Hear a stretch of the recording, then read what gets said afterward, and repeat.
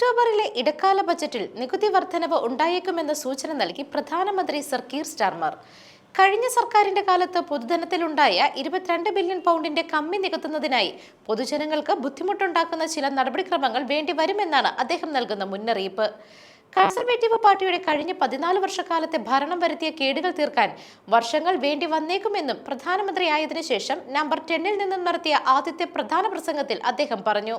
Downing സ്ട്രീറ്റിലെ rose ഗാർഡനിൽ നിന്നും പ്രധാനമന്ത്രി കീർ സ്റ്റാർമർ രാജ്യത്തെ അഭിസംബോധന ചെയ്ത് സംസാരിച്ചതിന് പിന്നാലെ ഓഹരികളും പ്രോപ്പർട്ടികളും വിൽക്കുവാൻ ജനങ്ങളുടെ നെട്ടോട്ടമാണ്. ശുഭകരമായതൊന്നും സംസാരിക്കാനില്ല എന്ന മട്ടിലെത്തിയ സ്റ്റാർമർ കുറച്ചു കാലത്തേക്ക് വേദന അനുഭവിച്ച് ദീർഘകാല നന്മ നേടണമെന്ന് പറയുകയാണ് ചെയ്തത്. Capital gains tax, inheritance tax എന്നിവയ്ക്ക് പുറമെ പെൻഷൻ ട്രേഡും ലക്ഷ്യമിടുന്നതായി പ്രധാനമന്ത്രി സൂചിപ്പിച്ചു. ഇതോടെയാണ് പണം നഷ്ടമാകുന്നത് ഒഴിവാക്കാനായി ആളുകൾ ഓഹരികളും പ്രോപ്പർട്ടികളും വിൽക്കുവാനുള്ള ശ്രമം തുടങ്ങുന്നത്. പുതിയ ചാൻസലർ റേച്ചൽ റീവ്സ് അവതരിപ്പിക്കുന്ന ബജറ്റ് വേദനാജനകമാകുമെന്ന് സ്റ്റാർമർ മുന്നറിയിപ്പ് നൽകിയിട്ടുണ്ട്.